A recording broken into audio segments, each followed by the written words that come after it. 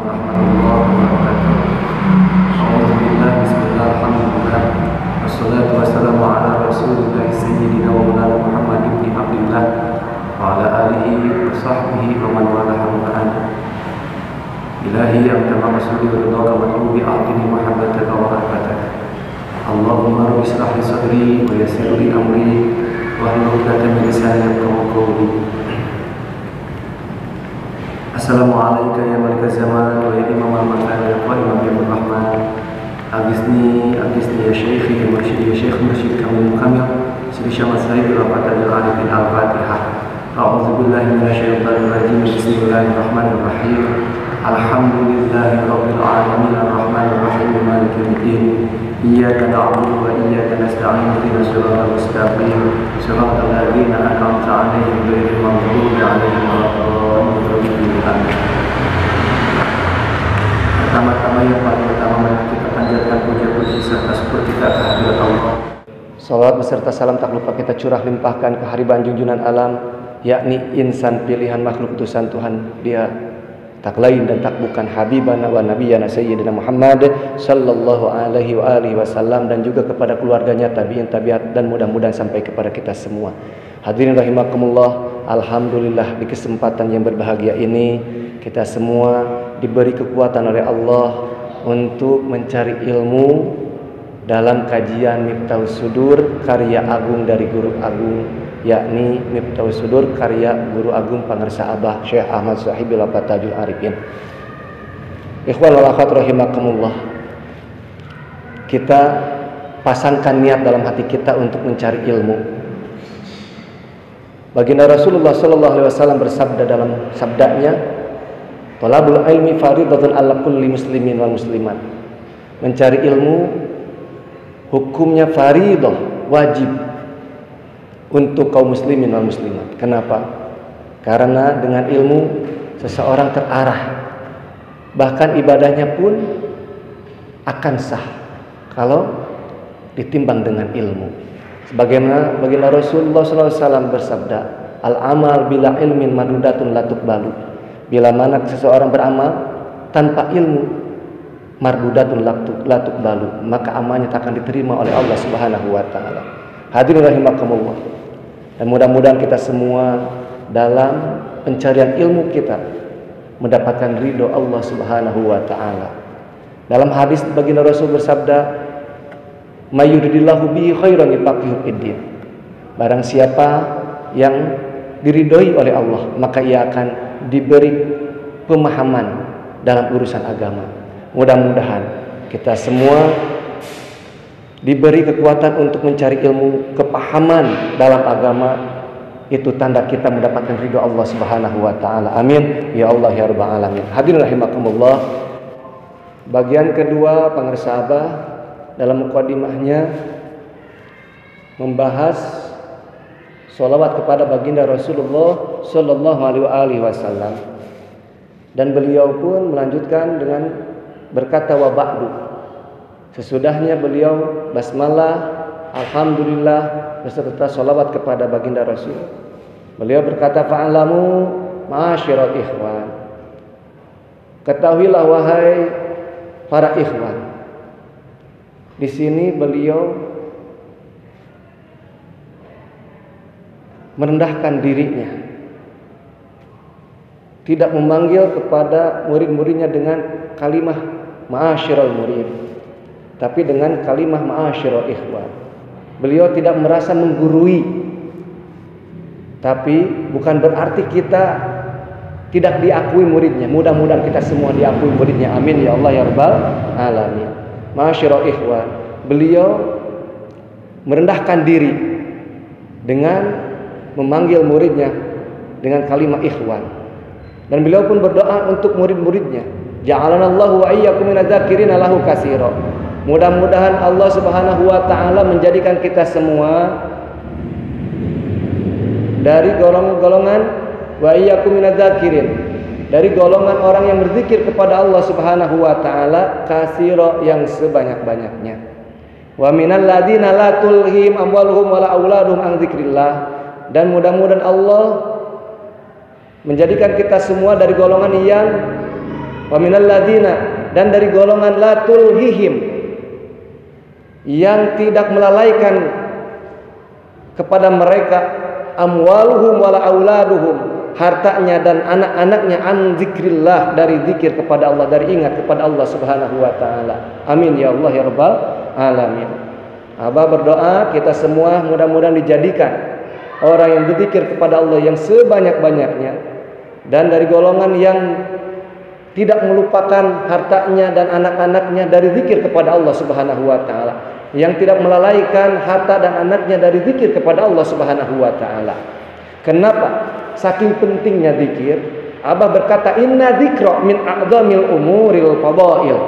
Sesungguhnya zikir itu dari sebagian perkara yang agung, dari perkara-perkara yang unggul, dari seantero ibadah yang diunggulkan oleh Allah, zikir yang paling agung.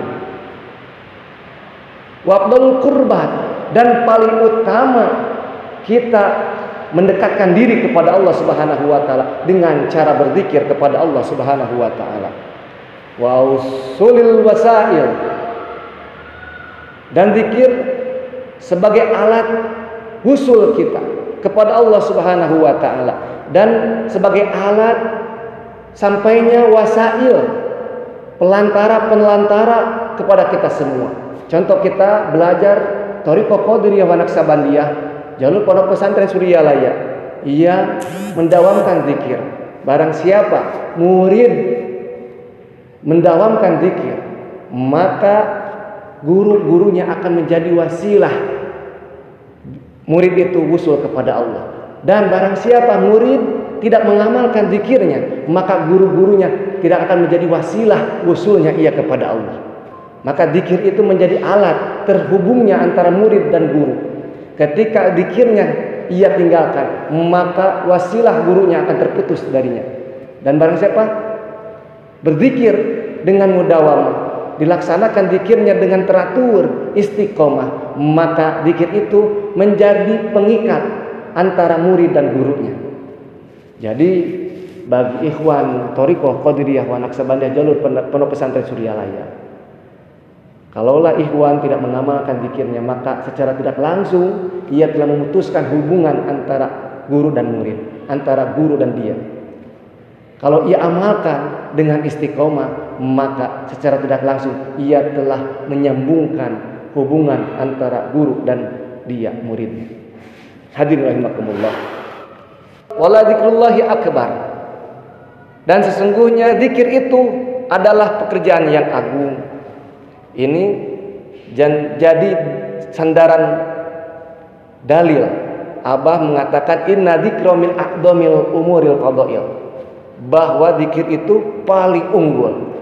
Karena ayat ini Allah berfirman wala dzikrullahi akbar, zikir itu pekerjaan yang agung. Kalau kita telaah Pak, hadirin rahimakumullah,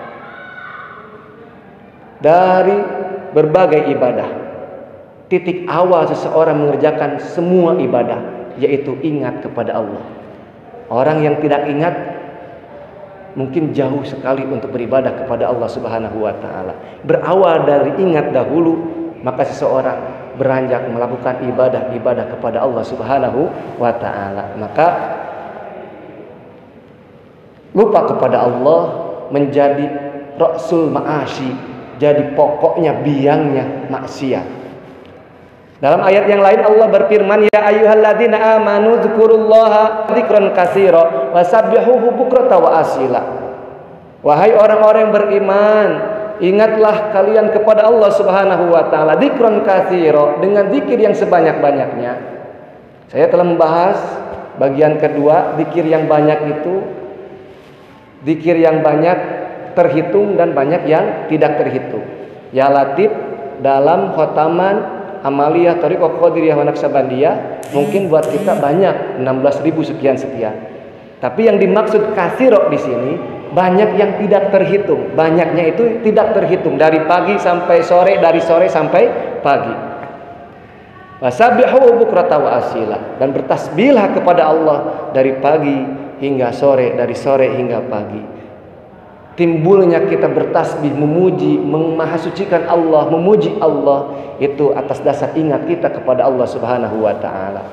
Dalam ayat yang lain Allah berfirman, "Wadhkur rabbaka fi nafsika tadarruan wa khifatan wa dunal jahri minal qaul bil ghuduwi wal asal wa la takum minal ghafilin."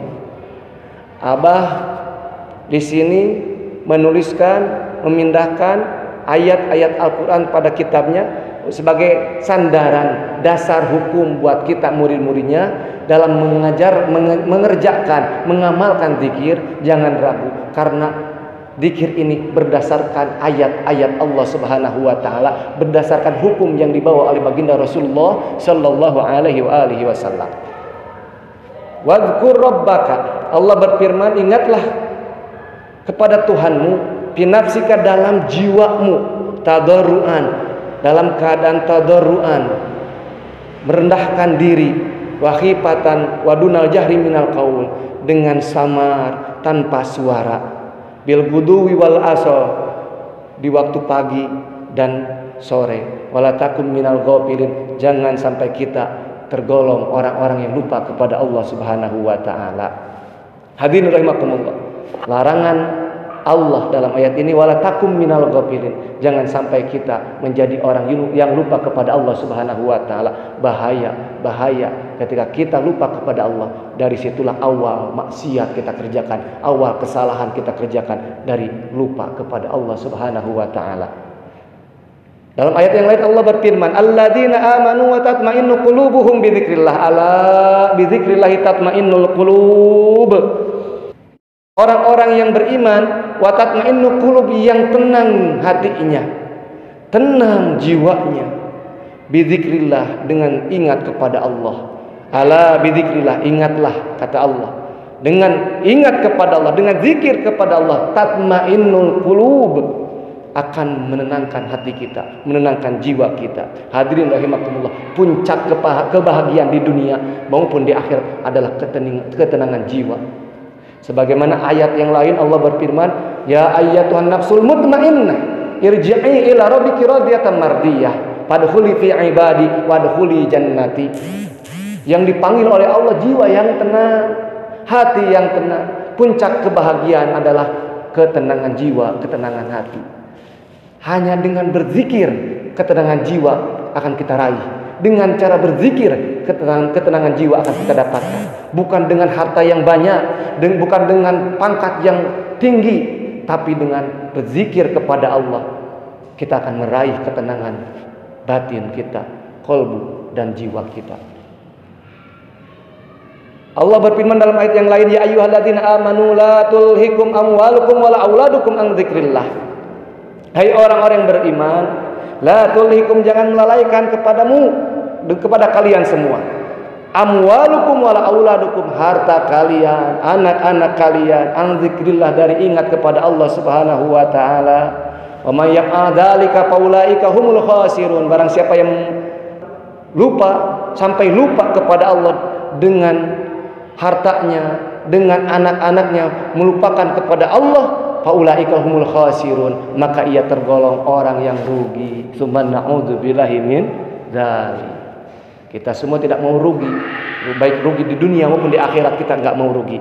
Maka dari itu kita perbanyak zikir, kita belajar zikir melalui Thariqah Qadiriyah wa Naqsabandiyah, jalur pondok pesantren Suryalaya. Kita olah hati kita, insya Allah kita ada dalam bimbingan guru mursyid, guru agung Pangnesabah. Amin ya Allah ya rabbal alamin. Wa fi hadhihi ayatun katsirah wa haditsu la tahsi wa laisa li fi hadzal majmu' illa kitabat wal jam'atuhu minal kitabil muta'addidati. Jama'atuhu minal kitabil muta'addidati. Kata Abah, dalam urusan zikir banyak ayat-ayat yang menerangkan, yang menjadi dasar landasan zikir kepada Allah, landasan hukum zikir kepada Allah Subhanahu wa taala. Kita sebagai pengamal thariqah jangan ragu dalam mengamalkan zikir la ilaha illallah, jangan ragu mengamalkan zikir dari Thariqah Qadiriyah wa Naqsabandiyah. Kenapa? Karena landasan hukumnya sangat banyak dari ayat-ayat Allah. wa ahadis, dan dari hadis-hadis baginda Rasul. Jangan ragu, dimanapun kita berada, amalkan, amankan, lestarikan. Jangan ragu, jangan takut kita mengamalkan zikir jalur thariqah qadiriyah wa naqsabandiyah pondok pesantren Suryalaya. Walaisa li fi hadzal majmu', kata Abah, tak lain saya mengumpulkan kumpulan keterangan ayat-ayat Allah, hadis-hadis baginda Rasul, illa kitabata wal jam'a, dan kitab ini, kumpulan ini, jama'tuhu minal kitabil muta'adidati, saya mengumpulkan, kata Abah, dari kitab-kitab yang banyak.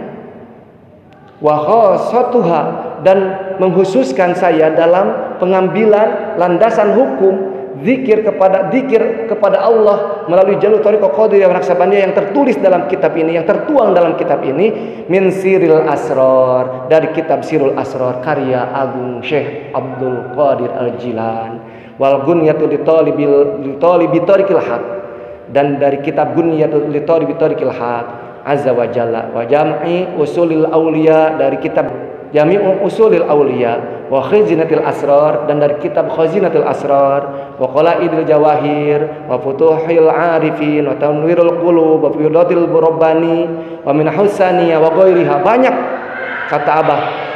Saya mengumpulkan dalil-dalil dalam kitab ini dari kitab-kitab yang barusan saya sebut.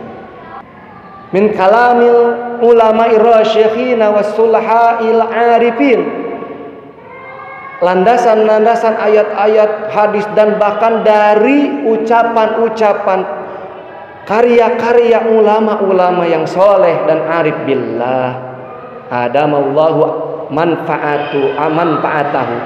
Dan Abah berdoa, mudah-mudahan Allah melanggengkan manfaatnya kitab ini pikulli makanin wa zamanin, di setiap tempat dan zaman. Mudah-mudahan sekarang kita di sini, di tempat ini, di masjid ini, kita mendapatkan manfaat kitab Miftahus Sudur karya Agung Pengersa Abah. Amin ya Allah ya Rabbal Alamin.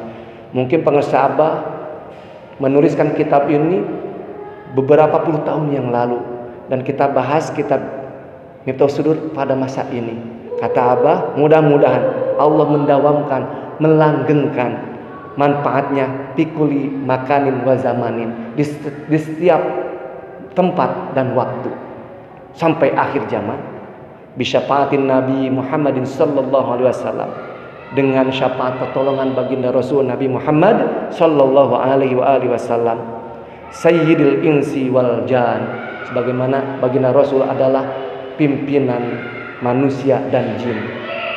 Wa bi karamati sayyidi Syekh Abdul Qadir Al-Jilan, dan dengan karomahnya Tuan Syekh Abdul Qadir Al-Jilan. Amin ya Allah ya Rabbal Alamin. Khususnya buat saya, umumnya buat kita semua, manfaatnya kita terima. Amin ya Allah ya Rabbal. Bismillahil Fatihah.